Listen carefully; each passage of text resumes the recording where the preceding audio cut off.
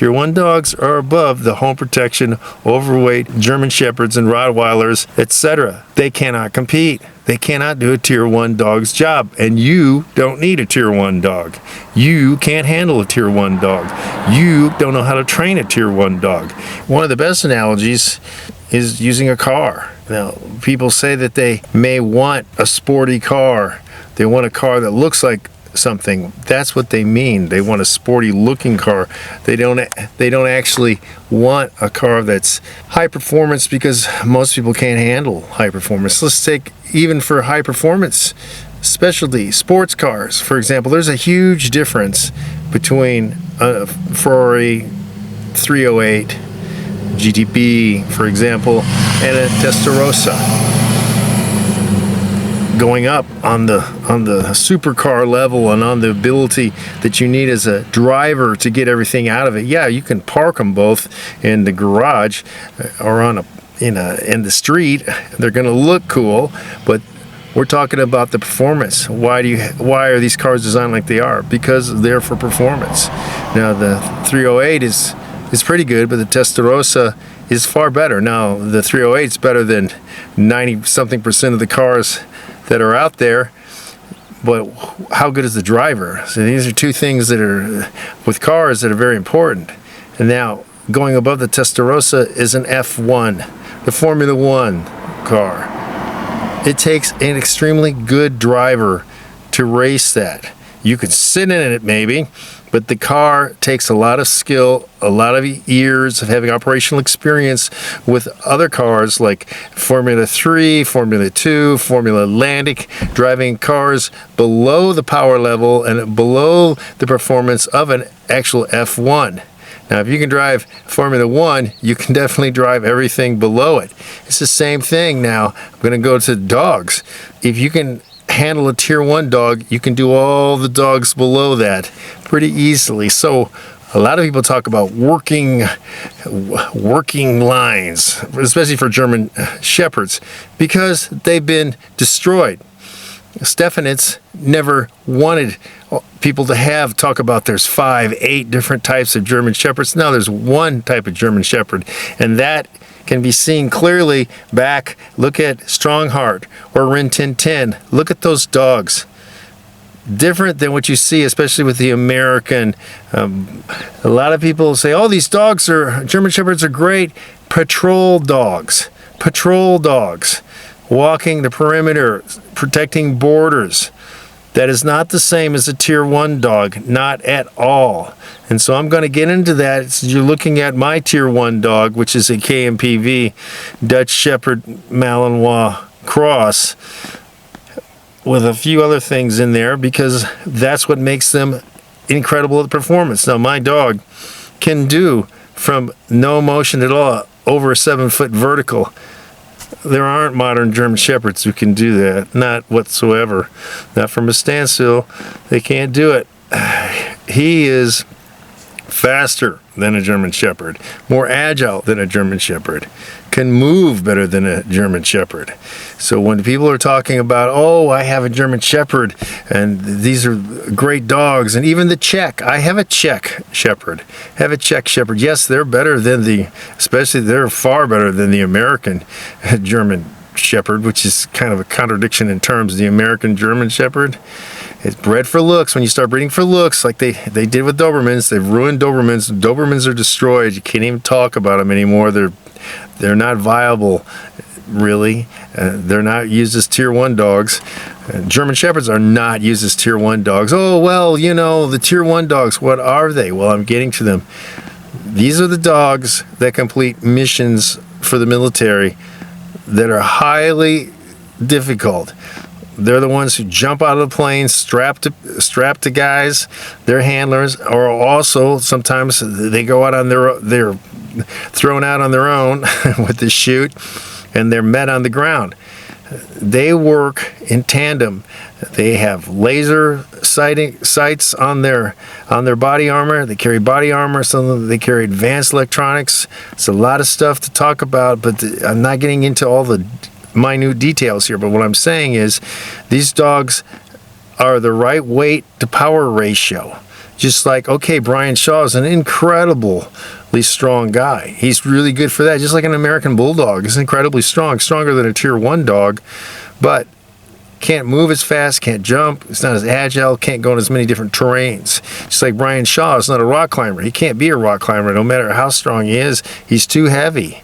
He's 400 pounds. He can't get up and down the rock faces. He can't do it. He's a massive target too, by the way. It's another thing. These dogs are smaller than the large border protecting German Shepherds, or people want to say the family protection, which is the lowest form of these dogs. And people, he's a working line German Shepherd for family protection. Contradiction in terms. It's like saying, yeah, a tall yet short man who works out but is not a gym addict, and isn't, it's a contradiction, oxymoron. The point here is that when you're looking at a Tier 1 dog, you're looking at a dog that can complete a lot of missions, can be carried by the troops, can operate behind lines, is very fast, very agile, can be trained for a variety of different tasks, not just border security. Now, the height of the Tier 1 dogs is what is called in the U.S. Combat Assault Dog, a CAD. This is the type of dog when you hear them, when they talk about Cairo, the dog that the Malinois that they used when they went after Osama bin Laden. This is the type of dog that they use. They have to pass a lot of screening, and it's not just every Malinois or every Malinois mix can make it. No, it's the cream of the cream. But what I'm saying is there's no German Shepherd that was going to be taken on this. There was no Rottweiler that was going to be taking on this. There was no Doberman that was going to be taking on it. So all of these dogs that are Tier 1 are basically Malinois and Malinois mixes and Dutch Shepherd mixes. Now, they can be mixed with Czech Shepherds and such, and that's what you'll find. Like the KMPV dogs is why they're held in high esteem, because they are the cream of the crop for breeding for exactly the type of Tier 1 activities that you need. And the NVBK in Belgium along the same lines. And what they train them for is more reminiscent of military tasks than, say, IGP or AKC or obedience or UKC obedience. Any of that stuff is not as close to military needs and home protection, whether people have minimal obedience skills on the dogs. Dogs have no advanced like movie skills or agility skills, and they are not trained for certain tasks like scaling, going through obstacle courses extremely fast and carrying equipment, all these things. This is what a Tier 1 dog can do. Now, Tier 1 dogs have a high tempo. They don't sit around and they can't be, well, you can get along with this. No, these dogs, just like the Iditarod and Yukon Quest, Alaskan Huskies, were bred and designed to perform in their theater of operations. They're very good. There's no one better. The Alaskan Huskies, there is no better dogs for what they're doing, long distance mushing. You can't compete with them. They're faster, they're stronger, they have more endurance. They don't look like what Alaskan Malamutes look like. They don't look like Siberian Huskies either. So the same thing with the Tier 1 dogs. They don't look like German Shepherds when you're trying to look at them, not the modern ones. The Rin Tin Tin of the past and Strongheart, those dogs were the original, that still in the first generations that Stefanitz created the German Shepherd, which was a good design, and people got away from it because they wanted to have, I want to have a dog that looks like this but isn't difficult to deal with, isn't very prone to overreacting when people act stupid. Well, contradiction in terms again. It's like you want a greyhound that's not going to chase small mammals. It's not going to happen. Not going to happen. You're fighting genetics. I want a greyhound, but I don't want him to be gray or black or brown. I want him to be yellow, striped. It's not going to happen. You're fighting genetics. So Tier 1 dogs are the dogs that very few people normal people, humans that are living in families and such, and don't spend 20-something hours a day with the dog, do not need these dogs. They can't handle them. They don't have the skills. And that's one of the big things about a tier 1 dog. You better have the skills, and that takes a lot of time to learn those skills. It's not going to be, oh, well, you know, it's like my tropical fish collection or something. No, you have got to have a lot of dedication to becoming a great trainer, apprenticing yourself, learning from other people, learning about dogs. Becoming a cynologist really is the best case that you'll have for this to excel. So when you're looking at a tier 1 dog, just like a Formula 1 Ferrari, who can handle it? Only people with a high level of skill, only people who've dedicated their lives to it.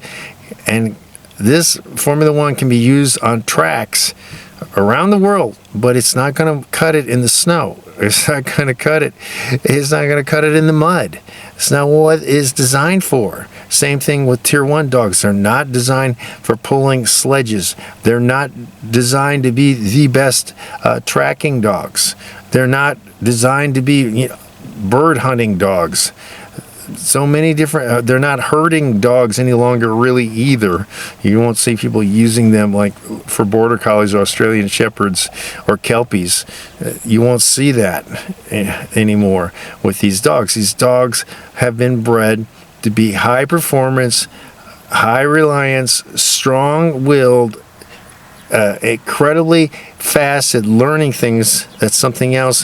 When you train these types of dogs, they're different than training other types of dogs. And if you get used to only that, you're never going to be able to train an American Bulldog.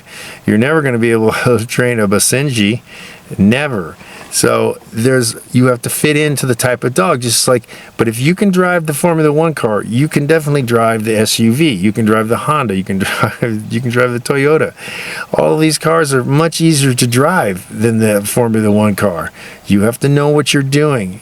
And you have to be very highly skilled and dedicated and focused. And this is what I want to get to. People who look at working line dogs and they want a Malinois, they want this type of dog. Well, not all Malinois are tier 1 dogs, okay? Let's just get that through. But they are high tempo. And most people don't have the focus to handle that. They cannot handle that type of dog. Their lives are not set up for that. These aren't sometimes small-time hobbies. And a tier 1 dog means a lot of dedication, a lot of work with those dogs and understanding their personality. And you're seeing my tier 1 dog, KMPV BRN 37856, which indicates his performance level. And I also have a Czech Shepherd that you'll see later in other videos. But the point is, tier 1 is not a German Shepherd, home protection German Shepherd. They don't cut it. They don't make it. And training those types of dogs for the home protection market as a modified patrol dog, heavy, they're too heavy, they're too slow, they're limited, they're not being used for other things like detection. They're not dual or triple purpose, as they say, because the tier 1 dogs can do many things. Usually they have a variety of things that they can accomplish, plus their mission directives. They can operate long distance via laser signaling, via audio signaling, things that the people with the home protection dogs don't have the skill to do, don't have the focus to do, don't have the training to do, and wouldn't even know how to begin. Oh, I don't need it. That dismisses the fact that the people who can do that are above you, higher skill. When you have higher skill and it's displayed, you can't argue with that. You can't try to change the goalposts. Well, I don't need this and I don't need that. Yeah, you can't run a 4-minute mile. You're not an astronaut. You're never going to be in the Olympics. You're never going to be a world champion in any sport. But you can't diminish the fact that the people who can do that are better than you. Same thing with the people who are training the dogs in tier 1 or the dogs that are tier 1. Tier 1 dogs are above the home protection, overweight German Shepherds and Rottweilers, etc. They cannot compete. They cannot do a tier 1 dog's job. And you don't need a tier 1 dog. You can't handle a tier 1 dog. You don't know how to train a tier 1 dog. And If you think, oh, I have a working line German Shepherd, and this, you're not even close. You have no clue. You don't have any clue on the difference, the level difference between that and a tier 1 dog.